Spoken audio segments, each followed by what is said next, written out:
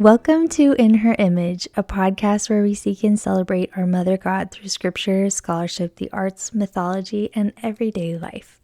I am Jess Burdett, the creator of this podcast, and today our host Jessica Woodbury will be speaking with Amanda Lynn Blair about her personal experiences with God the Mother.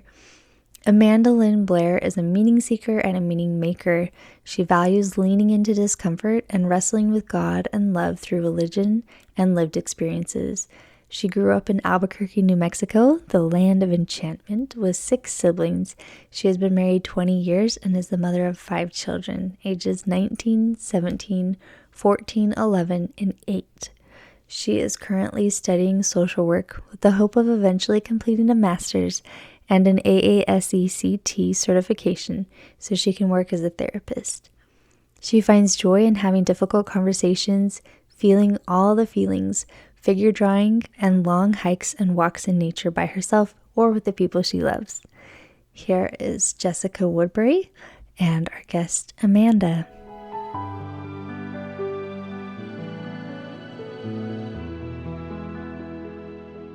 Welcome, Amanda, to In Her Image podcast. I am really excited to have this conversation with you today. Amanda and I have connected in a number of different ways and different times. We've seen each other at different events. We have connected online, and then we've met in person for some wonderful discussion groups. And I have loved the insights that Amanda has always brought and just her openness and her sincerity and as it said in her bio, she finds joy in having difficult conversations and feeling all the feelings. So I'm really grateful that she offered to come on and have a conversation with us today about her experiences and her journey when it comes to Mother God. So, Amanda, I want to start by asking you, how did your journey when it comes to the feminine divine, to your Heavenly Mother, how did that begin for you? Yeah, so I have a very distinct, specific instance that kind of started all of it. I was folding clothes in my laundry room for my family, and I had picked up this little teeny tiny pair of socks for my youngest child and was like putting them in his pile, and I had just this like wave of knowing that he was my last child that I was going to give birth to. And it kind of like it knocked me to the floor. Like I sat on the floor and I just started weeping and just having all these waves of feelings come at me.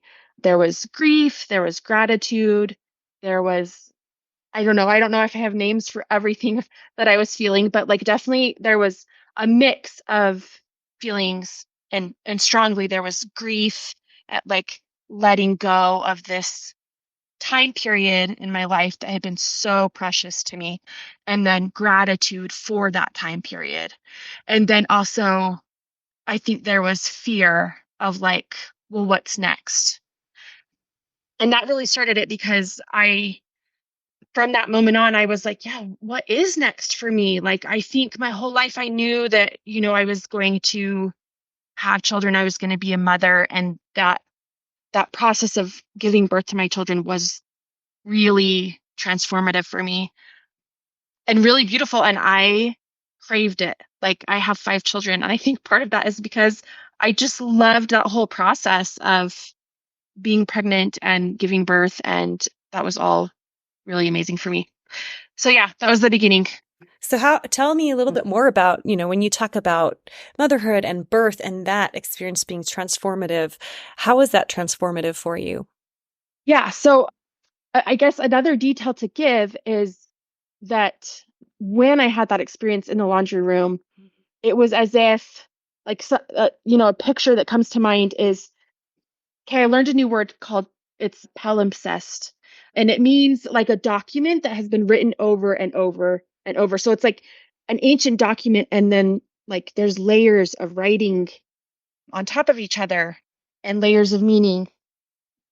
And it kind of felt like, okay, my life was this palimpsest. And then that experience was like dropping this bright red drop of like watercolor that just like seeped through all of it. So like it seeped backwards, like highlighting where I had interacted with my divine mother, Hmm. and then like forward to like color interactions with her.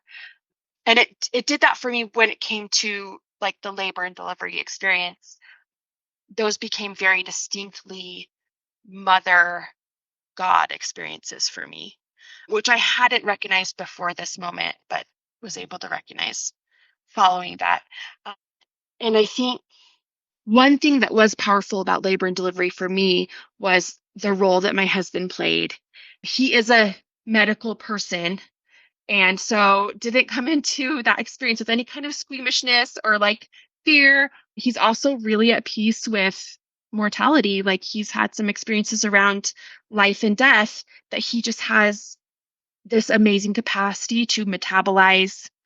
Like, yeah, like we're mortal and we can die. Like, so like he, When you're talking about labor and he's like, oh, we can die. I'm like, wait, was he just like, oh yeah, she might right, die? right. Well, I don't think like not like a nonchalance, but just like a peace with this idea that yeah, like our bodies are mortal and they can be like they can get hurt. And so like he didn't come with any fear for me, Yeah. right? He came with like this peace and this calmness and this capacity to like be really present with me and for me in Hmm. labor and delivery.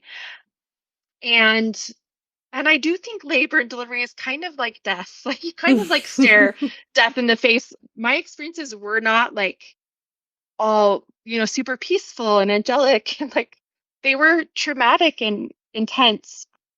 But I think, one thing that I have felt since those experiences is he was an amazing midwife, like helping me, soothing me, comforting me, and also trusting me.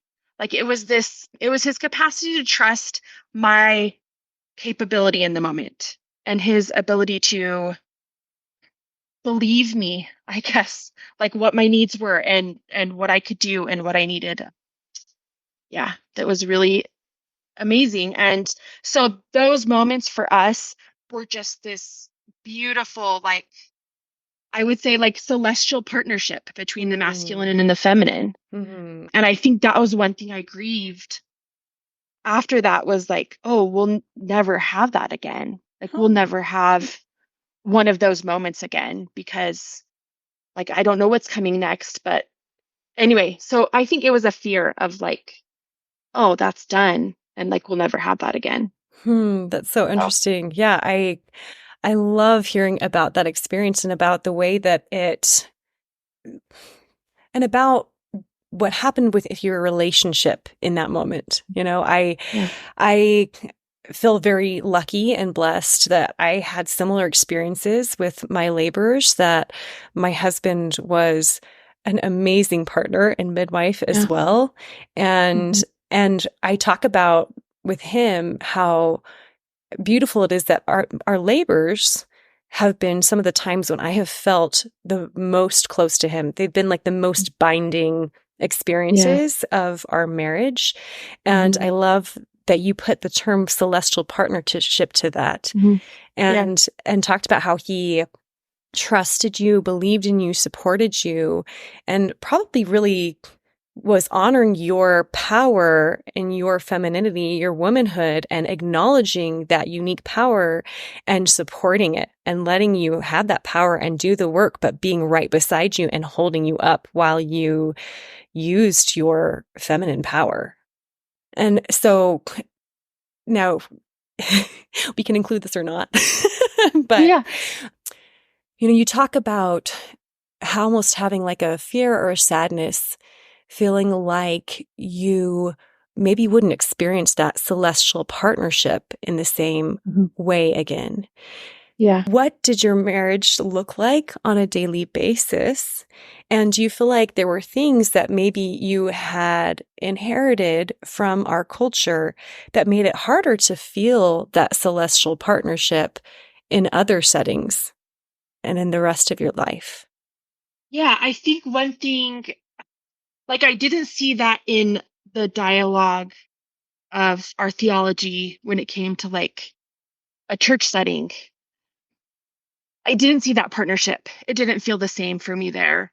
Also, my parents had a really really tumultuous marriage that I was like, I do not want to pattern my life after that. And I was looking around for an example of this collaboration between the feminine and the masculine. And what I saw a lot of was the feminine needing to shrink Mm-hmm. and like deny feminine power in order to soothe the masculine and be like, oh, you're so great, you're so like in charge, you're the leader, like Mm-hmm. I'll get really small so that you can feel comfortable.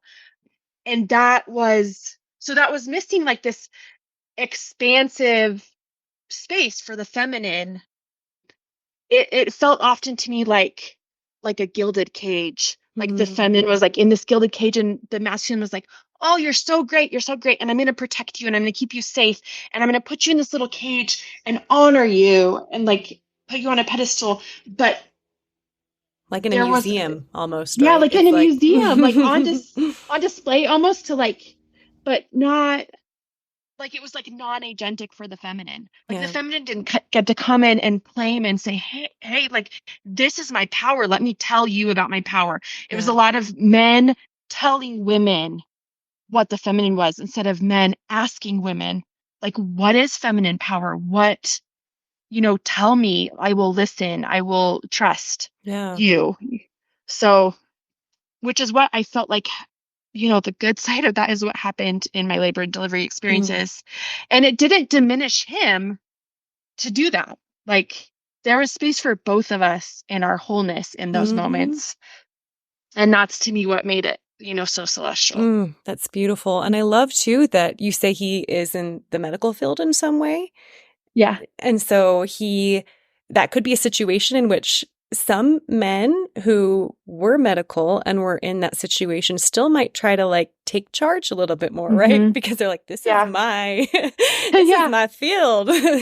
But Yeah. that he knew that this was your work and Mm-hmm. that he honored you having the control, having the, being the primary person who's acting in that situation. Mm-hmm. And I think about Yeah. kind of that museum metaphor, and it's like a scepter that is in a museum is not being used, right? Mm-hmm. It's not, Yeah. or whatever it may be, a piece of technology that is in a museum is not Mm-hmm. actually being able to be used and to be acting and creating Mm-hmm. and doing. Right. So when you had this experience where you were matching socks, right? And doing Yeah. laundry, and you had these feelings, and you said that it was almost like watercolor, a drop of paint that just kind of went and colored everything before and after. And that you recognized almost a divine feminine in some of those experiences. What did that look like? How did you see her in a way that you hadn't before?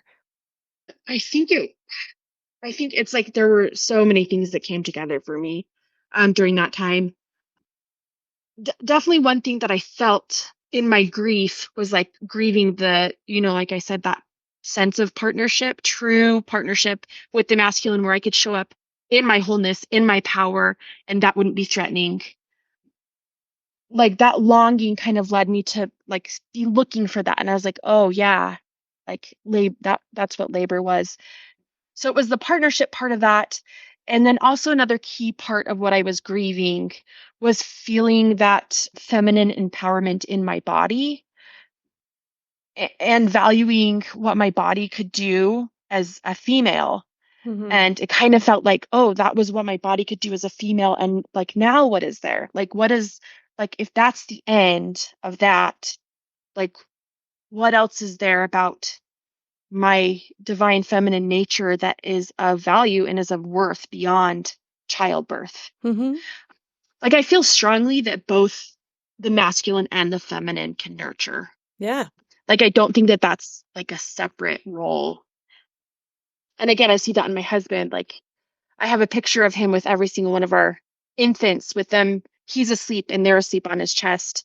And he just, he was so nurturing to them in those first, months of their life. Like he definitely exuded that.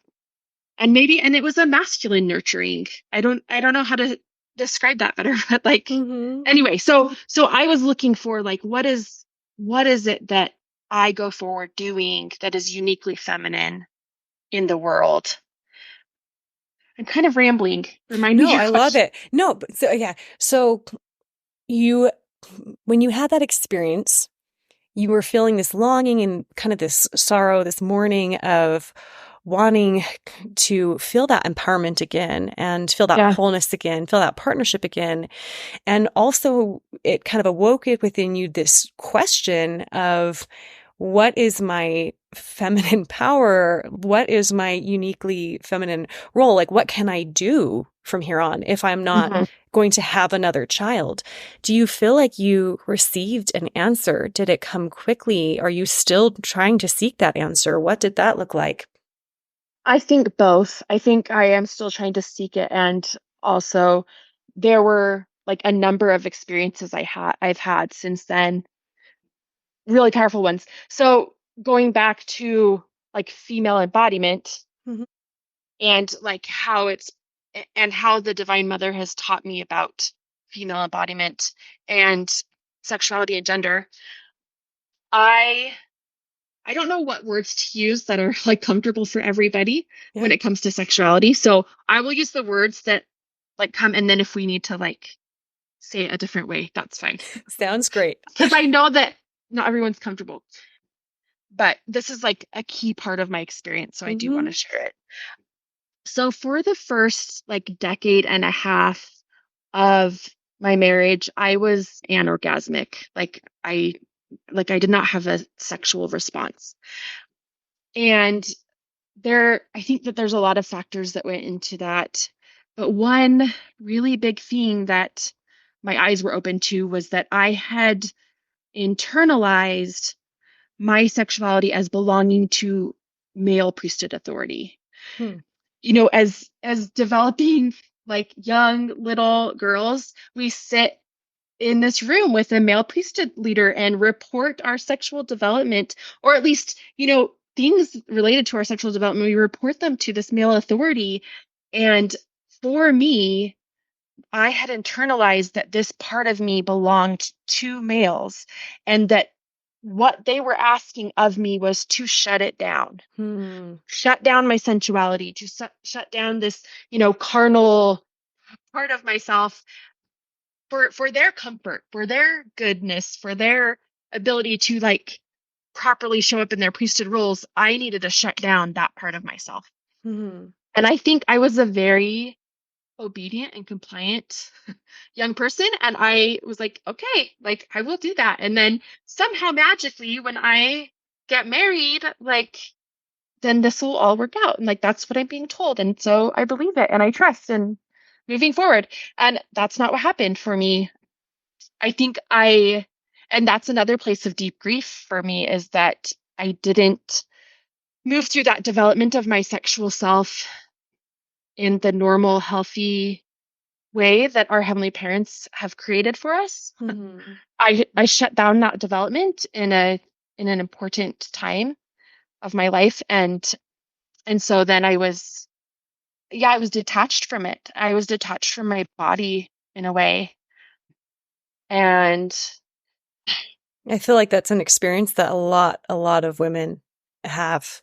I've heard that so many times, right? Of even just in private conversations of women who have really struggled to be able to respond sexually, to let go and to open up and to be able to be fully present and in those experiences, even after they've been married for years. yeah. And then another interesting part of that for me was I was coupled with this incredible man that I loved, and I did desire him sexually, but it was my body did not respond. Hmm. So so it wasn't a lack of desire. Yeah. It wasn't a resistance to being with him in that way. In Mm. fact, it in a lot of ways it was still very nourishing, but like it was like I had no erotic self, Hmm. like the development of that self to bring to that like union or connection with him was kind of like non-existent. So like I knew how to show up and like love him through that experience, but I didn't feel things that Yeah. would have been normal to feel for myself, like in my own body. Mm-hmm. And I find that to be really tragic. Yeah. And like you said, it's not unique to me or my experience. Like I think there are many, many women who've had that same experience. And I think it is to be grieved. I think that our sensuality and our sexuality is an incredibly important part of our feminine natures, spiritually, physically, emotionally. There's damage done when we're cut off from that part of ourselves. Yeah, absolutely. I love that you talk about there being spiritual aspects to it. Like the spiritual aspects, the relational aspects that I also believe that our heavenly parents have created with a purpose, that it can be a transcendent experience that helps us to feel more connected to the whole of creation and to the act of creation and to each other. And that being able to experience that can also connect so much more fully us with our partner, right? And Yeah. emotionally, spiritually. And so that is hard that there can be a barrier to many Hmm. women being able to experience that. So how did that change for you? And I mean, you bring this up in relation to the divine feminine. So Hmm. how does that play into that? Yeah. Yeah. So it was another like very distinct moment experience. I was reading this book called The Yoga of Food, and it was like trying to like kind of heal your relationship with food, which is another thing that, a lot of women struggle with. So I was reading this book and she was like, "Wouldn't it be great if when we were satiated with food, we had an orgasm?" And then it was like, "Oh, I'm full, I'm done." And she described an orgasm, and I was like, "Huh, that has never happened for me." Like, it was like, I had been this pure little LDS girl. I had never read anything about an orgasm. I didn't even know the parts of my body. Hmm. I didn't know anything. But her description was like, okay, that's really distinct. Like, and that, I was like, I'm missing that. It was like this knowing that came into my mind, like, oh, like I'm missing that. Like, that experience has not happened for me. And then the next part was really scary. The next part was that I needed to like rebel against this internalized feeling that my sexuality belonged to priesthood authority, Hmm. which was terrifying. And I started doing some research. And then I don't like the next part is foggy as to how it all happened exactly. But oh, another important part I forgot. So after I read that description, and I was like, okay, that's missing.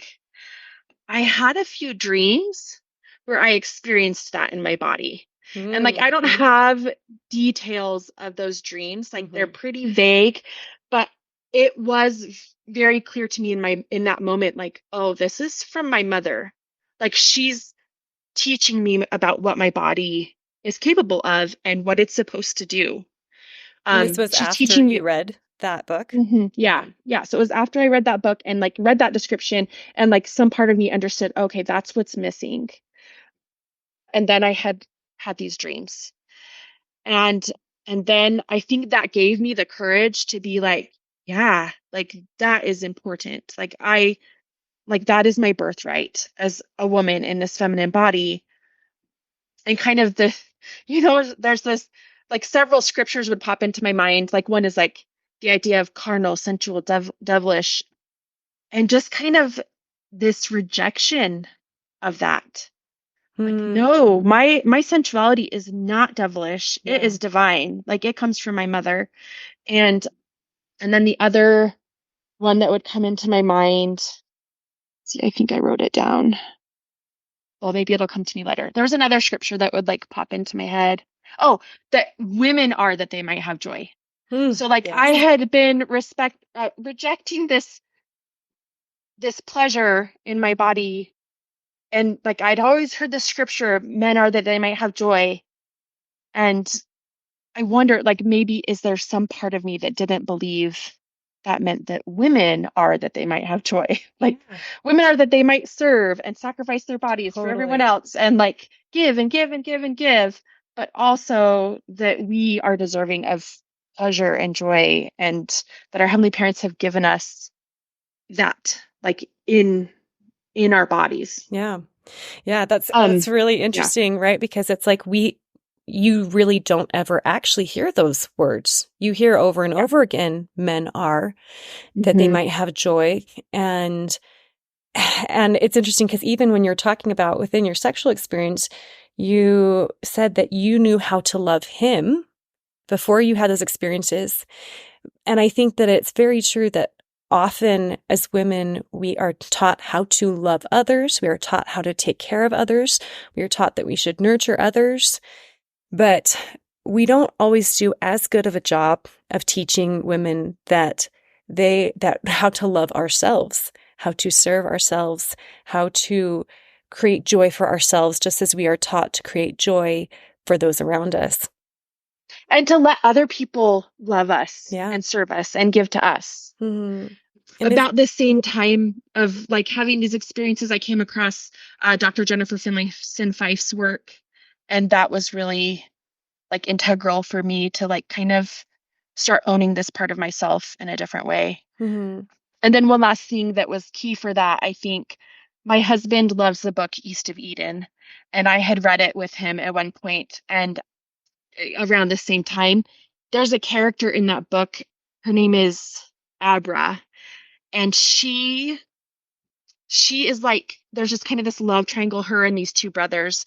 And the one brother just like is putting her on this pedestal and just like idolizing her and just like thinks she's so great. And at one point she's like, no, like I reject that. Like she kind of just rejected his flattening of her into this like angelic human, and she claimed her humanness. Like she claimed she rejected the Madonna horror, like, false dichotomy that many of us have. And anyway, at the end of that book, East of Eden, like one of the last lines uses the word timshel, which means thou mayest. And it's like handing the characters their agency. Like basically thou mayest, like you can leave the garden and you can go have all these experiences and you can be fully human and integrate all the parts of you. And so that was like, that word has become really, really important to me, the word timshel. So that's beautiful. So do you feel like, so that experience, when you had that experience, that you very first talked about, do you feel like that was also the catalyst to this? Was it in that moment that it also became a catalyst to these other, this other growth within yourself? And was it obvious to you in that moment that, you kind of mentioned a little bit, you felt like your divine mother, that you had inherited these abilities, this part of yourself from her, and that she was trying to help you and gift you greater development in that way? Are there other ways in which you felt her there for you? And had you felt her there for you before that experience with the socks? yeah. Yeah, I think, like I said, that, that drop of red paint that seeped backwards, I was able to recognize like all kinds of ways that she had interacted with me and like pointed me towards my capacities and my potential and kind of the like who I am. Like I look at my own role as a mom, and in my very young, early, like immature motherhood, I was trying to shape these humans into what I thought they should be. And then I have this amazingly strong-willed oldest daughter who would just rejected that like over and over and was like, no, you will not be shaping me into your vision. And it was like, once I was like, oh, like, okay, you tell me who you are. Like, not verbally necessarily, but just like, instead of telling, I was listening. Instead of directing, I was I guess just reflecting back her strengths to her Mm-hmm. and really honoring who she actually was instead of, what I thought good femininity was supposed to be, or what I thought, good humanness was supposed to be. I was listening to her own experience of being human and, the strengths and capacities that she was bringing, that which were so vastly different than me and different than, this thing I was trying to shape her into. She was a very different human than I was allowing space for. Mm. And looking back, I can recognize my Heavenly Mother kind of highlighting in bright color, like those moments when I was most myself, helping me see like, oh, what is it that like lights me up, that gives me Eros energy, that like gives me life, that makes me excited about being. And I do think like I've had just tons of those experiences. Mm. So, yeah. I love that she was doing for you what she helped you to be able to do for your daughter, which was to be able to see yourself as a unique individual with your own unique strengths and capacities and passions and interests, and helping you to honor those in yourself. I think that often, we can be given such a limited mold of what is expected of girls and women. And I love how it seems like a lot of your experiences with this, with the feminine divine have been experiences of her helping you to expand what that looks like and to be able to recognize yourself as you are and not this mold, right? But like honoring your unique self and all that you have to be and to offer. Is that how you've experienced it? Yeah. Yeah, it is. Yeah. So, even aside from like the embodied sexuality and, you know, labor and delivery and like all those other things that are very specifically, gendered in that way. Yeah, helping me see my uniqueness that is more expansive, that isn't just feminine, I guess, but is like a wholeness that Hmm. can include the masculine and the feminine. Hmm. Just like we get DNA from our parents on earth, like we get DNA from our spiritual parents. And I think we all do have aspects of our father and aspects of our mother. Hmm. And yeah, I think she was helping me to see that. That's beautiful. What has she helped you to see about yourself and what that bigger picture looks like? Yeah, I think. Okay, so one way that I've received information from her is through different messengers. Those being like, I think, poets, artists, authors, like mystics like Julian of Norwich and just other spiritual leaders. I've read a ton. I've ingested just like a ton of wisdom, I think, from other humans, and I've also had interactions with my ancestors, Hmm. and those are the sources I think that she has sent for me. One specific person that's had a huge impact on me is my grandma. She was art therapist, and when we would go over to her house, she would have us do art projects, and it would always be like she was trying to help us discover ourselves, I really think. But we would do collages about ourselves, or we would do, I don't know, just different paintings, different little projects, and it was always, she just made this space for us to do it uniquely as ourselves, and then she would hang it up on her walls. So whenever we would go to her house, we would see these creations of ours being like treasured by her, and she put her own art up as well. She passed away. When she passed away, I like we were all invited to come like take some things from her home, and I definitely wanted some of her art. But one thing that I took home was this statue of a female figure that she had had in her garden. And it was like just a clay figurine that she made. And the center of the figurine is carved out, like there's a hole in her middle. And for my grandma, she struggled with infertility. Hmm. And that was Like that was symbolic for that for her. But for me, when I saw that statue again, I was like, oh, that's like the absence of the mother Mm. that I'm missing. Anyway, I guess for me, there's just been like symbolic things that have happened, experiences that have happened. Another thing that for my grandma was that she had a lot of Carolyn Pearson's books and poetry on her shelves, and I took a number of those with me. And that has felt ever since then, like when I read through them, it feels like my grandma being like, okay, Mm. like here's some more important truths for you. So I just really felt her influence a lot, kind of guiding me and pointing me to the mother and pointing me to my own capacities. She went back to school later in her, like she had a career as a nurse, but she went back to school later in like her 50s to become an art therapist. And so in my schooling, in my pursuit of, expanding myself, like she's felt like a strong presence, Mm. encouraging me and telling me, hey, you can do this no matter how old you are. Like there's Mhm. growth to be had. Yeah. So her example, I think, has been huge.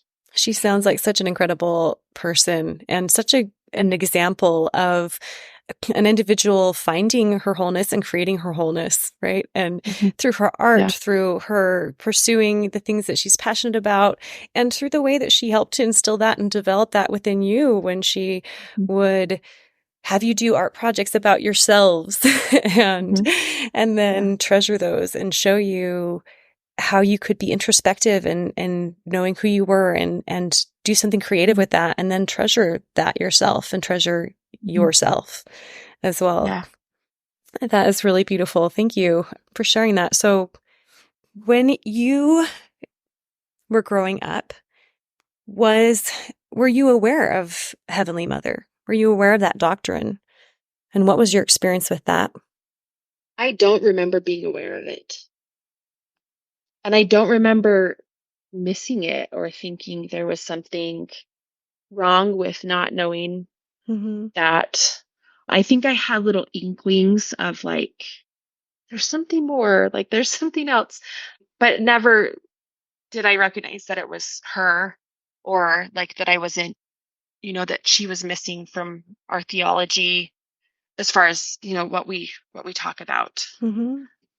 Yeah. So no, she wasn't spoken about in my home that I remember. I don't remember like having lessons or being aware of her ever Mm-hmm. that way. So do you know at what point you did become aware that this was something that, the church that you attended that like was a part of their doctrine? Really, I think I was just oblivious. Like it Yeah. was like a veil, I guess, of Mm-hmm. like knowing, I think that there was some divineness, divinity in my feminine nature, but like never connecting it with her. Like Mm-hmm. I don't remember ever doing that. So yeah, it was definitely this experience I had in my late 30s of Yeah. like, whoa, like we have a heavenly mother. Like I've never thought about her or why she's important to me or like why we would need to talk about her, think about her. Mm-hmm. Yeah. So And it's so interesting, right? Because it's like, even in one of the recent episodes when I was talking with, I believe, Kelly Dougal, and she mentioned speaking of Heavenly Mother and to the young women in the ward, and one of them saying, who is that? Right. yeah, And yeah. that it's just so interesting. It makes me very grateful that I did grow up with at least a knowledge of the Divine Mother, but it just is so interesting to think about like the consequence of this culture of Mm. silence that so many people are completely unaware of half of the divine, right? Yeah. And of another eternal parent that they may have. And that, when you talk about feeling that there is divinity in your femininity, that there really is divinity in your femininity in a very solid way, right? Hmm. And so were you surprised then when you said it was just like this moment where it all kind of came to you? Were you surprised? Was it like overwhelming? Or was it just like soothing? I think it was a lot of feelings at the same time. Mm-hmm. I mean, I think grief and like anger has definitely been part of the journey for Mm-hmm. me. Like in that moment, it was more like it was her kind of like opening my eyes, but I don't think I had a lot of feelings immediately about her Mm-hmm. specifically. It was just more like waking up to something. So Oh. it was like, okay, the sun has come up and now I'm awake and now like I'm starting to look around me and see how, see her and Mm-hmm. see her influence in things and then also just be really frustrated with like I guess people that couldn't see that like and couldn't even see that it was important or that we Yeah. needed her or that like she was missing. Like I just think that there's a lot of pain and grief that I would have been saved had I had her in my psyche growing Mm-hmm. up. Yeah. So, One thing that I noticed for myself, some of where the pain would stem from at times, or anger or whatever it may be, was as I came to know her more, or even as I was seeking her, because I realized that she was missing, I felt, when people would talk about her, almost like not being able to understand that she was important, I saw myself in her, right? And I saw all of my sisters in her, all of the women in the world. And it felt kind of personal to me because I was taught that, I would become like my heavenly mother. But if I'm to become like my heavenly mother, then am I also not important? I also going to be cast aside in a way, yeah. and and and almost like people saying that revering her used as an excuse to silence people from knowing me and keep my children from knowing me. Did hmm did some of that stem from that with you, or was it coming from something different? It definitely did. Yeah, that definitely resonates with me. I did I did this guided meditation at one point, like trying to that helped me process some of this. And I don't exactly remember what the guide was saying or asking from us, but basically to envision ourselves as a tree and the tree I envisioned was this huge, like lush green, leafy tree that had never borne fruit.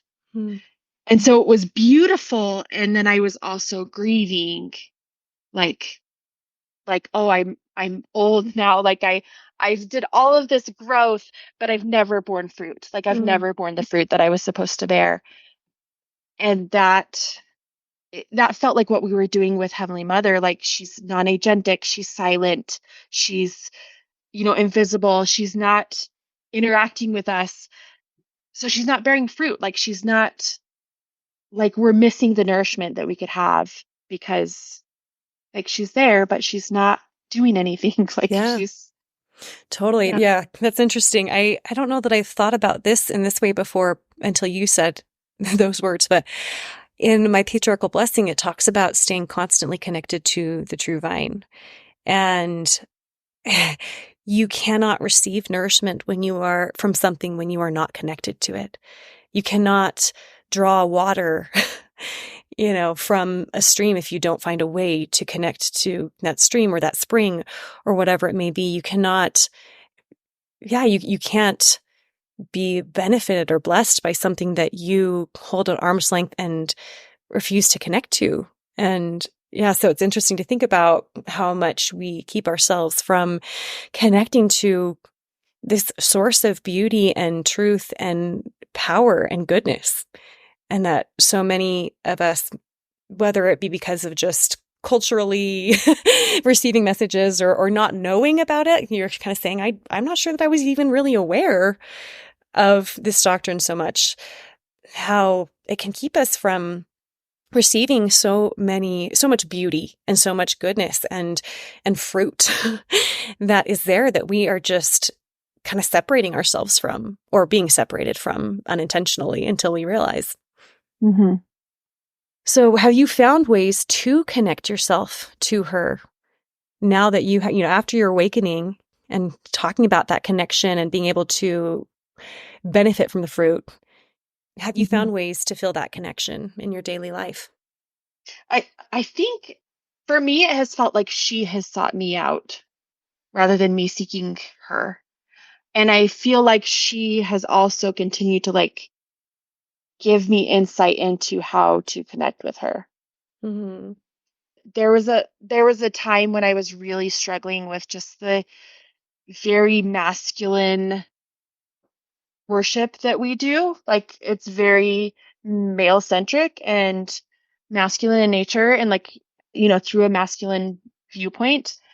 And I was really struggling with that. And I had this friend on Sunday mornings, we would go for a long walk before church, early in the morning. We would meet at a cemetery. And I started like, it was just this like thought process that I had one morning. It was like, I keep a bowl of fruit on my dining room table and I like picked up an apple and I was like, I'm going to eat this apple as I walk.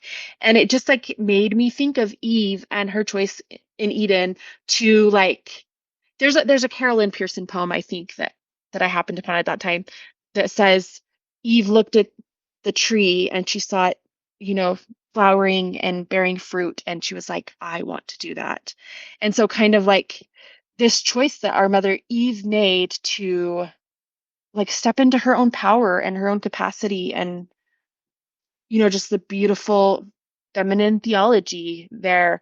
And so I started like eating an apple every Sunday morning as like just like thinking about my mother Eve and the choice she made, and that I too could make the choice to bear fruit, Mm. to flower, to grow, to produce, to be agentic, To as seek she was. knowledge, right? Yeah, Mhm. yeah. So like little things like that. So it was like it became this ritual for me on Sunday mornings to eat an apple and to think of Eve before I would go take the sacrament and think of Christ and his part in that whole. And for me, that was like a marriage between this masculine and feminine theology. And it was really healing to have that, me choosing a ritual that would connect me. And also, I think it increased my honoring of the Savior and what he did. So, That is so beautiful. I love that. What an interesting and just unique, beautiful ritual that you have created. I think there is so much power in ritual, and I love that you were able to create this ritual, and perhaps it was a gift from the divine in thinking of this, or from your own divine self, but thinking of and creating something that helped you to connect more deeply, helped you to feel more whole, helped you to feel this balance of the masculine and the feminine, of thinking of Eve and thinking of Christ. So when you talked about this balance of masculine and feminine, and before you spoke of celestial partnership that you felt in your labor, I imagine, and you can tell me if I'm right, that yeah. after this experience that you craved having that more in your life, more fully in your life, the ability to show up wholly and to be in celestial true partnership where the masculine can excel and you're supporting him, and you can excel and be whole, and you feel Yeah. supported and whole as well. What what do you think that would look like to you if you were able to arrive at a place of just constant celestial partnership in a marriage, in the religious sphere? What would that look like and feel like to you? Like one like really overarching emotion in that is trust. So I think that key to that is trust. Trusting each other, trusting ourselves, trusting our capacity to become like our heavenly parents, trusting our capacity to, I guess, also just trusting that it's like a very, very messy process Hmm. and like not giving up on it Hmm. because, I guess like faith and hope Yeah. that we can like come to this space of partnership where we can all show up whole and nobody needs to get smaller or fit into a box to be in partnership, that there's space for all of us.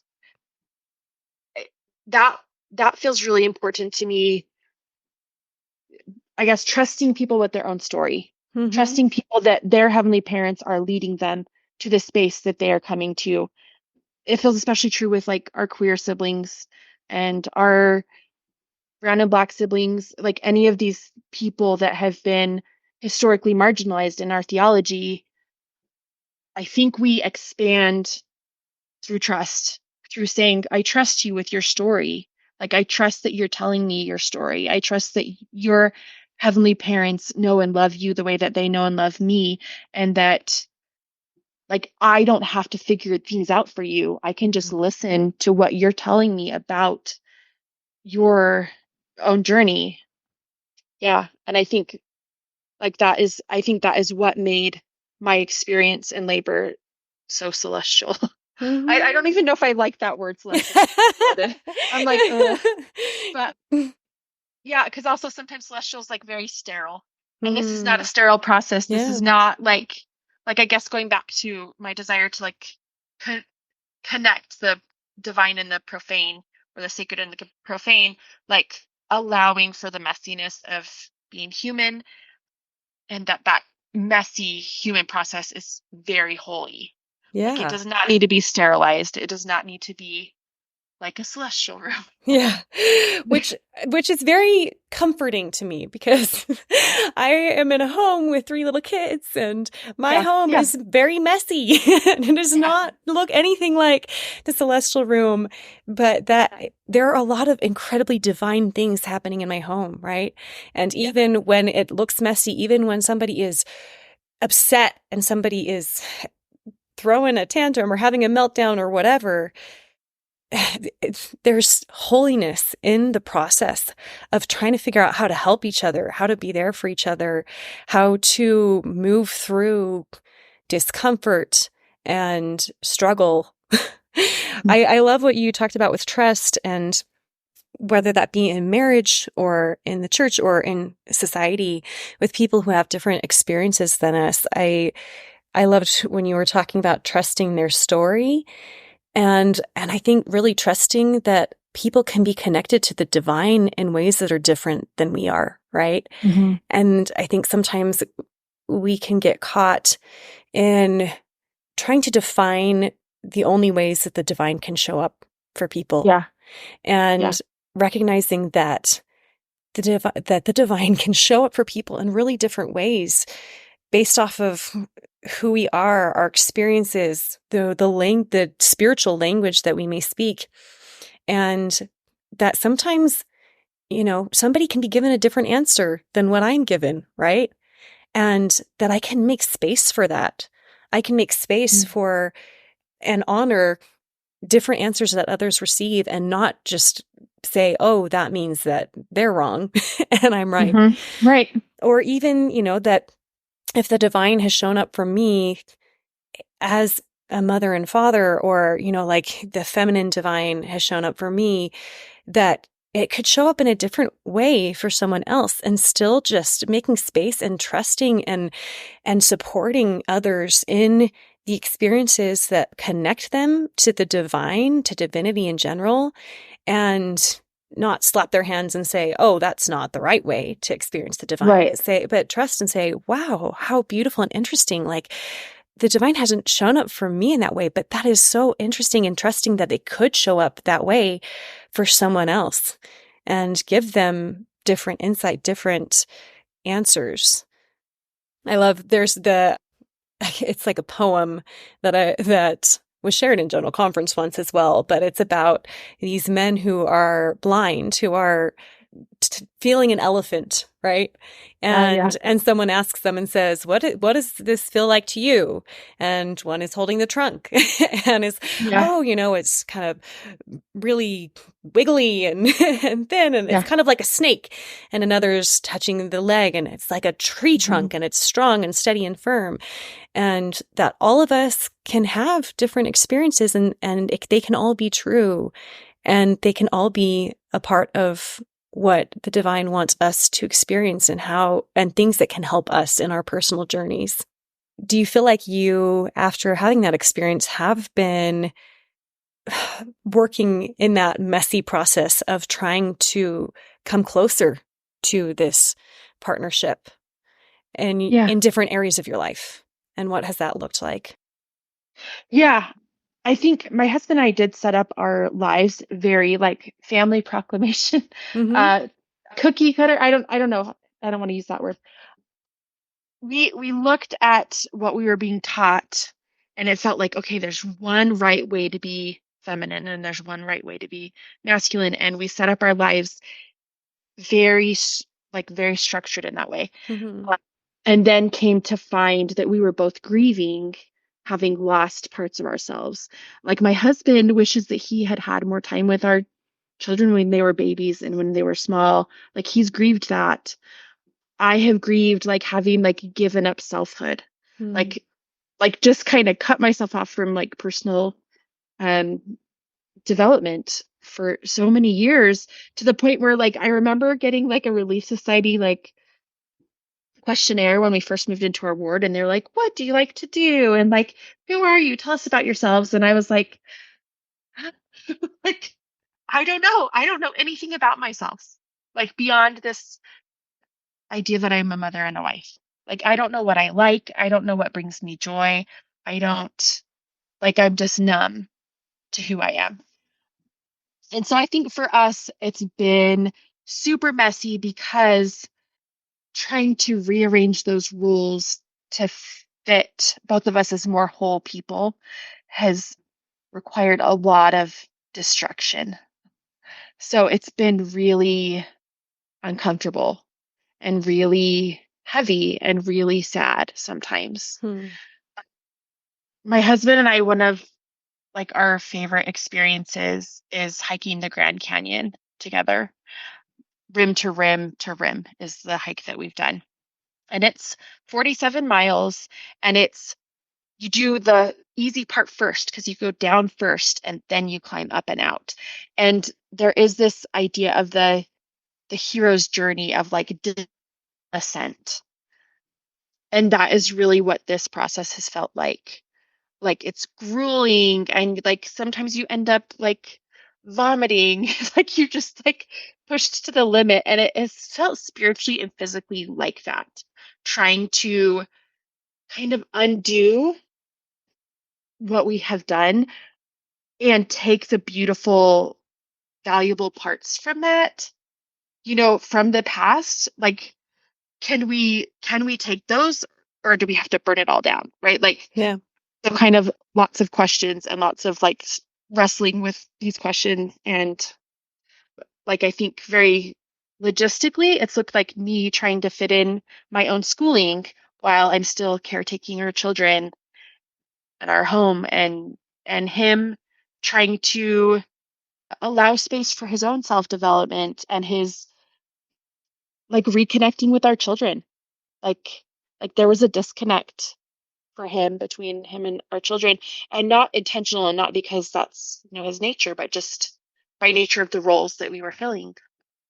Yeah, so I think for both of us, it's been a very destructive process, as well as constructive, and really grueling and really uncomfortable, but also really beautiful. So, Yeah, it's like you realize you spend all this time and all of this work building up a home, a structure, mhm. whatever it is. Yeah.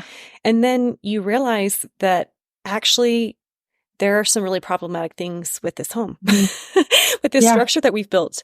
And it isn't exactly what we wanted.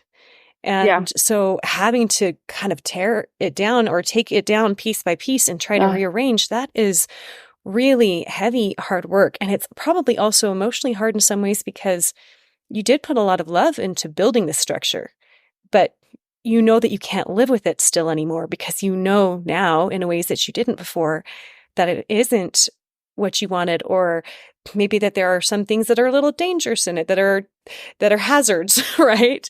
And you're like, we need to change this and get rid of these hazards and build something new. But it can be hard because I have never had to build anything from scratch as far as like building a home or anything. But But I think about even we have had to remodel some things when things weren't working in our home, and even figuring out what you want can be really hard when you may have just come into this home and it was all there the way it was.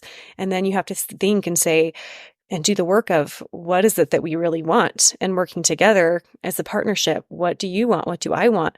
What do we need to take apart in order to build what it is that the vision that we see for something better? But it can be hard, and it does require dismantling the way that things were sometimes. And while the fruit can be good and important, yeah, it can be really, really hard. I'm glad that, I love hearing your honesty about that it is hard, but it is also beautiful, as you said. And I think it's a constant process, right? Do you feel like you've arrived and like built what it is that you're looking for? No. Yeah. And it can be harder, to do that than to just kind of stay with the status quo. But if we don't, then we may never be able to build what it is that we were meant to build, and become what it is that we were meant to become, and do the same for our partners and for those around us. Thank you for being courageous and doing that work. Yeah. So we are getting close to the end here. I would love to know two things. What has brought you joy in the journey of coming to know your Divine Mother? And how have you felt personally called to cherish her? I think coming to know my mother, or the Divine Feminine, has allowed me to value all the feelings. So like once where I cut myself off from, my sensuality or my anger or my sadness or these things that I viewed as negative, I'm able to lean into those things, to embrace those things, to recognize that those are important messengers and teachers, and that they have a place, and that I can hold all of these feelings, all these different emotions, and all of these different experiences together, and that they all have a place. And I think that I cherish her at this point, I think by valuing where she shows up in other people.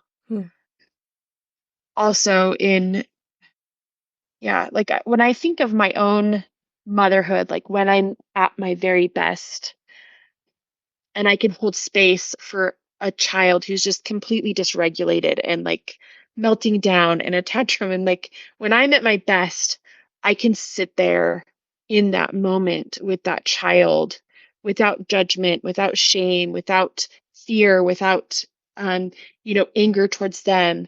But I can hold that with them, and I can help them metabolize that. And I think in our interactions with each other, like in the world, in the church, anywhere, like for me, when I don't feel the need to avoid other people and their messiness, but that I can like show up and hold space for other people in their messiness, and show up and hold space for me in my messiness, like that feels like the most divine motherly thing to do, is like to trust them and to know that like there's a space for everything that we're experiencing.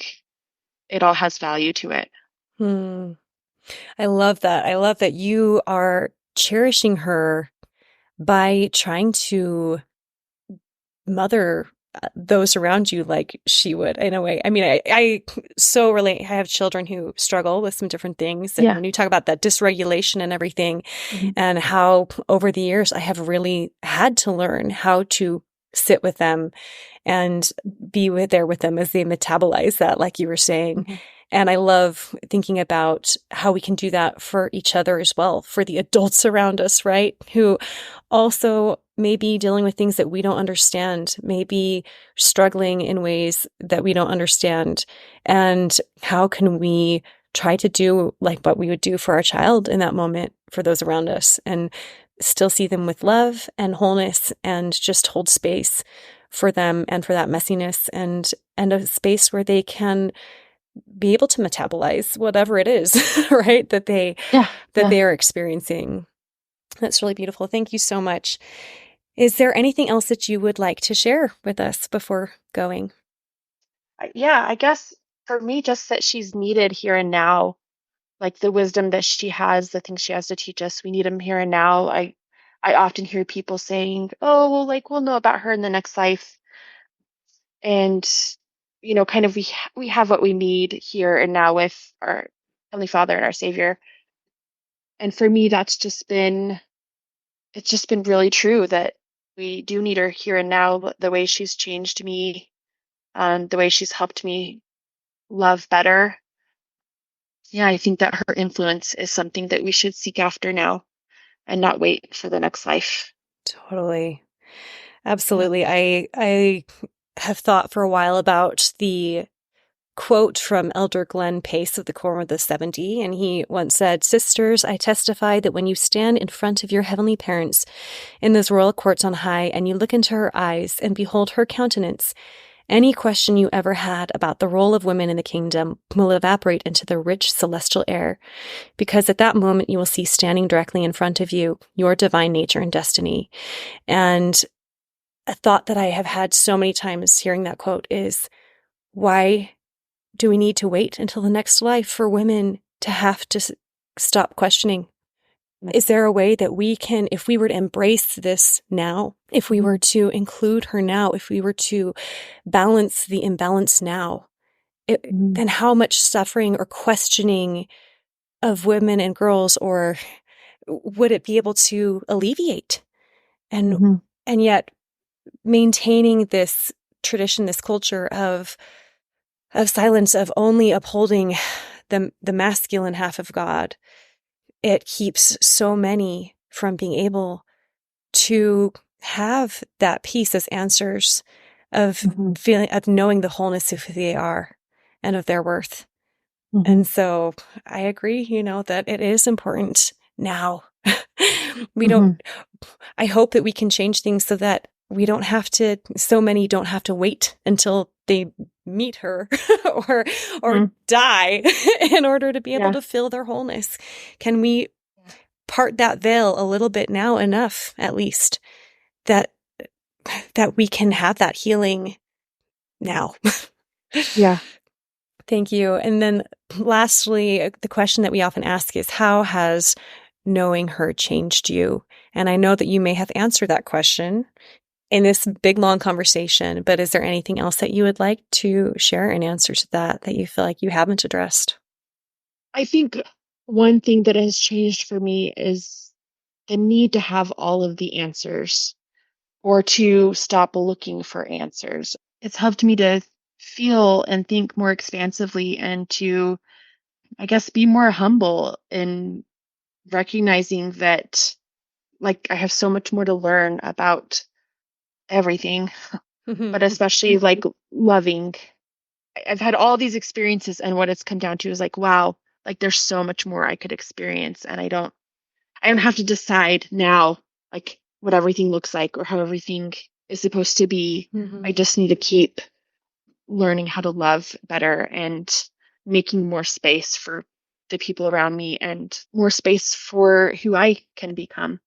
That's beautiful. Well, thank you so much, Amanda. I have truly loved talking with you and hearing about your story and all that you have had to share from it. And thank you for your openness and for talking about, I love, like you said, difficult conversations and talking about things that some people may be uncomfortable talking about. And yet so many people really do struggle with those same things, and we need to be able to talk about them and learn from each other and grow. And so thank you so much. Yeah, thank you so much. Thank you for listening. If you enjoyed this episode, feel free to share it. And if you haven't yet, please leave us a review. If you'd like to support the podcast monetarily, you can make a monthly donation at anchor.fm/inherimage. We hope you'll tune in next Sunday for another inspiring episode.